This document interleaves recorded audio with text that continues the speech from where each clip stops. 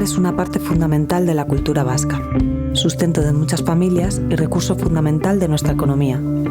El mar forja una personalidad que nos ha llevado a otros continentes a conocer otras culturas. Es un lugar de paz y de bravura, por eso nos emociona.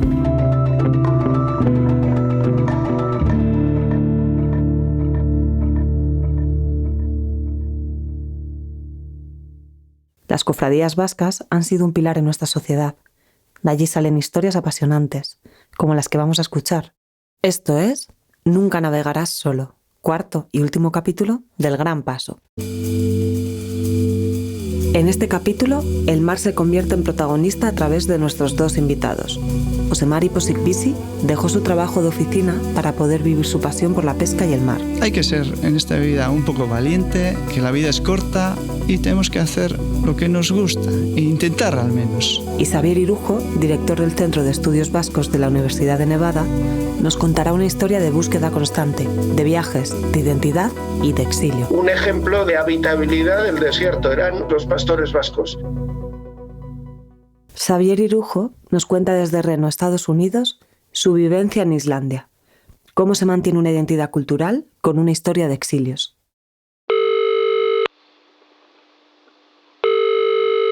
Mi vida es un poco un constante viaje. Nací en Caracas porque soy parte de una familia de exiliados vascos. Concretamente, nuestra familia ha conocido 6 exilios en 5 generaciones. Esto quiere decir que desde mis tatarabuelos hasta yo mismo hemos conocido el exilio de alguna manera. En mi caso, yo nací en el exilio y soy la última generación de la familia, esperemos, que lo ha conocido. Eso significa no ser de ninguna parte, ser de todas partes. Yo, siendo vasco, soy más americano que europeo y he vivido, pues, bueno, se puede decir que prácticamente la mitad de mi vida en América y la otra mitad en Europa. Una de las cosas más curiosas, quizás, o que más sorprende, sobre todo desde el punto de vista vasco, es la carencia de un anclaje territorial en todo lo referente a la identidad. Cuando nosotros preguntamos a alguien en Euskadi de dónde es, generalmente nos dice de Mutriku, de Estella, de Algorta, de un lugar concreto. Y yo no puedo hacer eso. Yo no soy de ninguna parte. No hay un único lugar del cual yo pueda decir que soy. La identidad no se mantiene, sino que se va generando constantemente. La identidad, el sentido de pertenencia, las colectividades que viven en el exilio sobreviven a pesar de la distancia. Avanzan y mantienen el apego a una cultura y a sus valores. El síndrome de Ulises se convierte en protagonista en cada vida que migra. El síndrome de Ulises, y es un aspecto de la identidad marcado por una constante estado de estrés, por la sensación de no estar nunca en casa.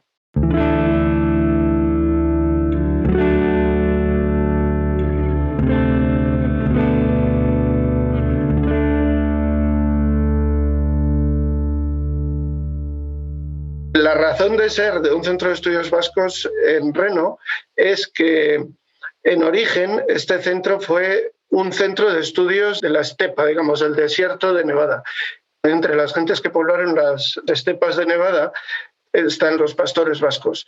Los primeros llegaron a lo que hoy es California, arrastrados por esa fiebre del oro que trajo a tantos europeos y americanos de Sudamérica, de otras partes del mundo, y posteriormente dedicados a la cría de ganado y sobre todo ovejero, pues muchos de ellos se instalaron aquí en Nevada. Y eran un ejemplo de habitabilidad del desierto, era un ejemplo de cómo una persona se podía adaptar a las características de esta zona del mundo que es muy difícil de habitar, sobre todo en aquel tiempo. Hay pocos recursos, muy poca agua, un clima muy extremo, etc. Y ese es el origen del Centro de Estudios Vascos, que ahora cumple 54 años. Hace pocos años se descubrió que seguía vigente una ley medieval por la que se permitía matar a vascos en tierras islandesas. El Instituto Etxepare y el Centro de Estudios Vascos de la Universidad de Nevada fueron invitados en 2015 por la Asociación de Amistad Vasco-Irlandesa. Allí se recordaron los sucesos en los que decenas de balleneros vascos fueron asesinados. Se trataba de cerrar unas heridas que no eran tales, como demuestra la historia. Islandia, siglos después, pidió perdón por los hechos acontecidos. Se permitía matar vascos o cualquier europeo continental que llegara a las costas de Islandia, fundamentalmente a cazar ballena, porque en aquel tiempo Islandia era muy pobre en recursos. Por lo tanto, aparte de la carne de la ballena y sobre todo el aceite, el hueso también de la ballena, en fin, lo que se utilizaba, era una zona pues muy poco atractiva para el comercio. Y es por ello por lo que la gente del lugar veía con tan buenos ojos la llegada de marineros continentales, porque ellos traían madera, por ejemplo, herramientas, ropa, etcétera, calzado, que era muy difícil de conseguir en Islandia en aquel tiempo. Pero había un monopolio. Había un monopolio al comercio con Islandia, que era, digamos, una colonia de Dinamarca en aquel tiempo, y el rey Cristian IV impone a la población que asesine a los marineros que se acerquen a esas costas. En general, no era la intención de la gente local hacer ningún daño a estas personas, todo lo contrario, a ellos les convenía. Y ese también es el caso de Ari Magnusson, el gobernador de esa zona de Islandia, digamos de la zona noroeste de Islandia, a la cual llegaron los vascos en 1615.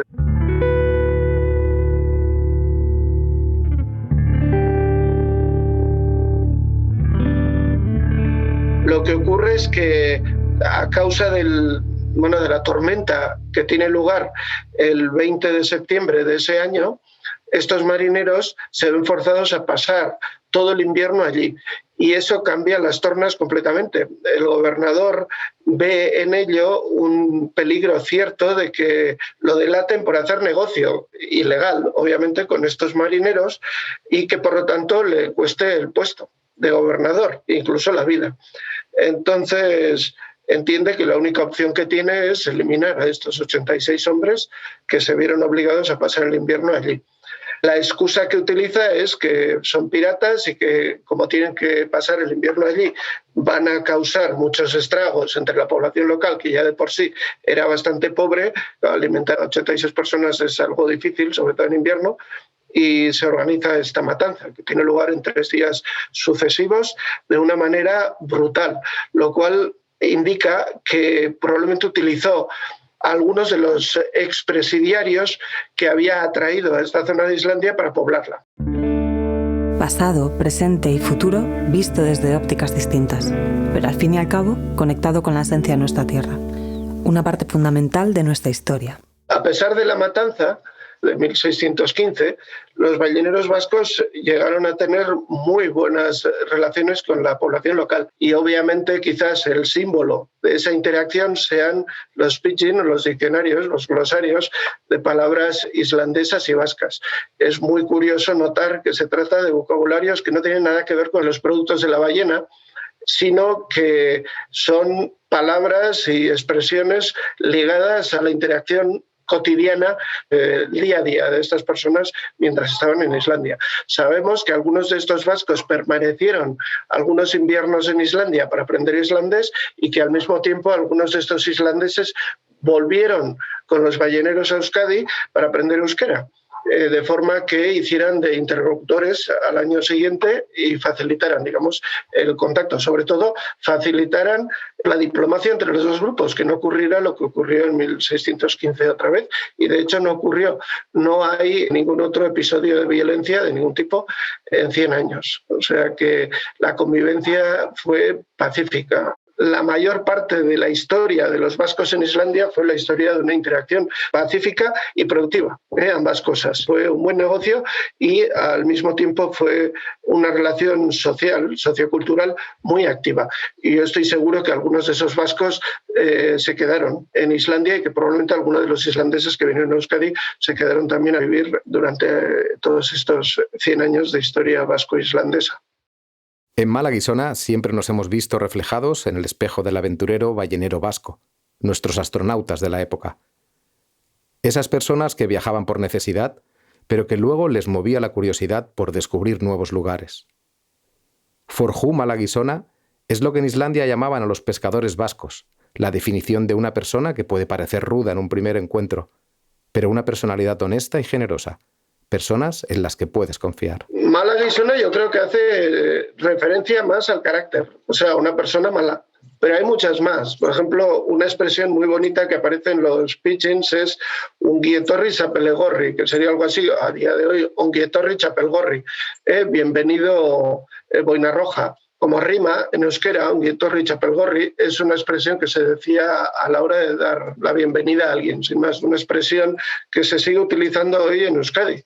Y luego también, obviamente, tacos, hay un montón. Sikuta Samaria significa que te folle un caballo.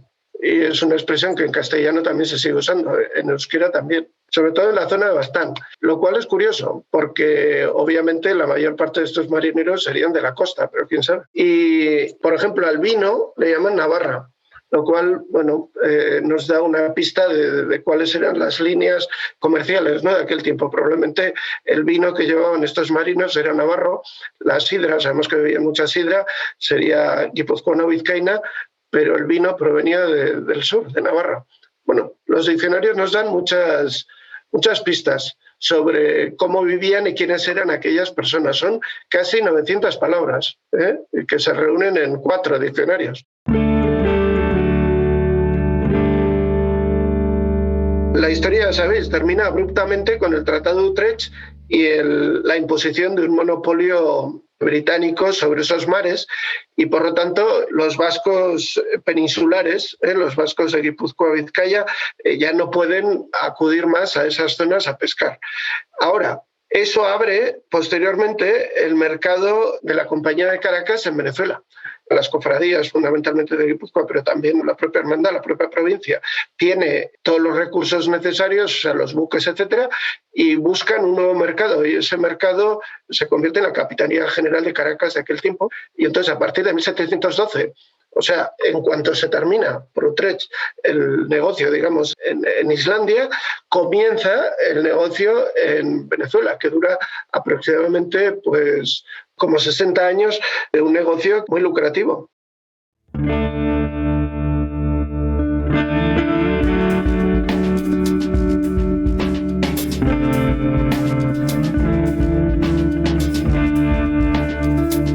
Una historia de cambio, de felicidad y de bravura. Esa es la historia de José María Posic Pisi, alguien que entendió que un mal día de pesca sigue siendo mejor que un buen día de oficina.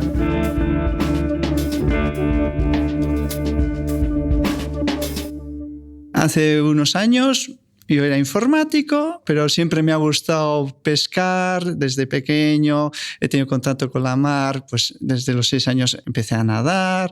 Ese ambiente siempre lo he palpado, siempre me ha gustado.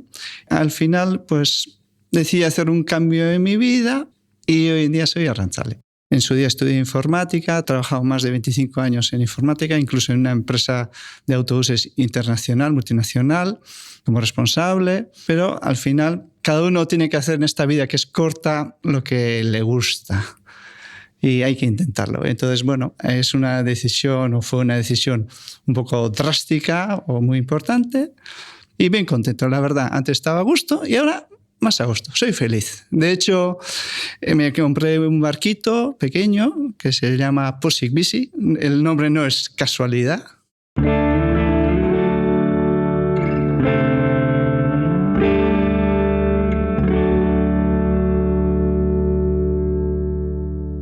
El cambio, sí, muchos dicen, es drástico, muy difícil. Como todo, es una oportunidad. En esta vida tenemos que hacer cambios. No hubo un clic, un momento que dices, bueno, cambio. No, fue una decisión madurada con tiempo. Yo ya tenía 40 y tantos años, ya la vida más o menos asentada, estaba a gusto con el trabajo, bien.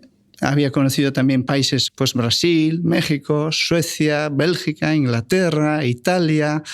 Pero ya dije, bueno, ya es hora de hacer un poco lo que me gusta ya del todo. Siempre me ha tirado la mar. Entonces, ahora es que soy feliz, independiente, haciendo lo que me gusta. Y en esta vida, que es muy corta, no hay nada mejor que eso, hacer lo que a uno le gusta.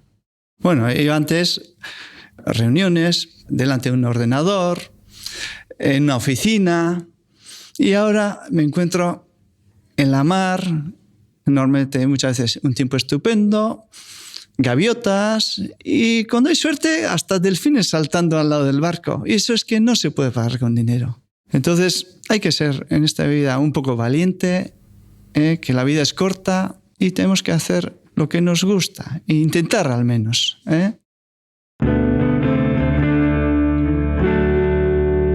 Ser valiente es no temer al cambio. Hay que afrontarlo para ser felices, apostar por crear un futuro sostenible. El mar no tiene caminos, el mar no tiene explicaciones. Todavía me acuerdo del primer día de pesca. Un 20 de enero, día de San Sebastián del 2016. Es que esas cosas no se olvidan. Obtuve el permiso para salir a las 3 de la tarde por capitanía, porque son los que tienen que darte permiso. Y a las 3:30 salí con el barco a pescar. Tal era el ansia o las ganas que tenía de empezar esta nueva vida. Ahora ya mi día a día ha cambiado muchísimo desde antes. Ahora salgo a la mañana, cierto tempranito normalmente, a la mar y voy a recoger lo que se suele llamar anzuelos, palangre, palangrillo. Hay muchas formas de denominarlo, pero es un poco el arte de pesca que me gusta porque es, yo creo que el más sostenible. Se cogen peces elegidos, son los que ellos quieren picar el cebo y suele recogerlos vivos. Entonces es como casi pescarlos a caña. Disfrutas pescándolos. No es algo como en una red que viene muerto. Es algo que sientes. Ahí ver un pescado tirando, saltando, pues es lo que a mí me gusta.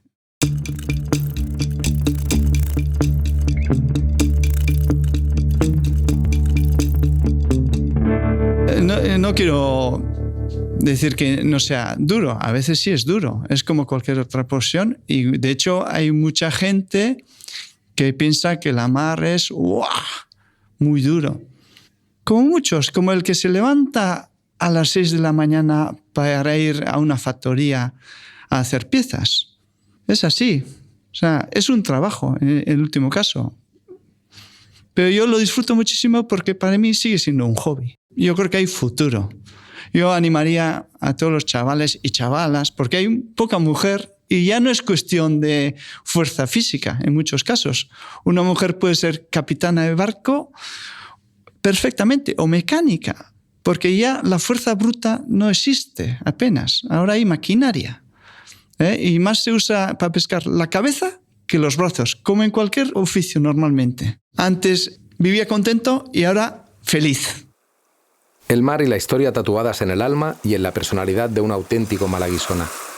Lo que nos une con el pasado nos abre una puerta hacia el futuro. La historia nunca comienza, nunca termina.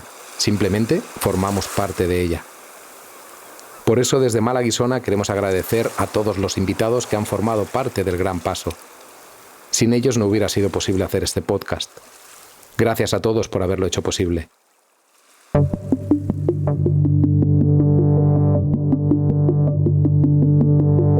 Locución, Elena Serrano. Sonido, ambientación y edición, Gaby Vergareche. Guión, Alex Navarro, Miguel Marcos y Rubén Irisarri. Producción, Usue Peñagarecano. Música original, Pedro Faingers. Diseño sonoro y realización, Miguel Marcos. Dirección, producción ejecutiva y realización, Rubén Irisarri. El Gran Paso es una producción de Suculenta Media para Malaguisona.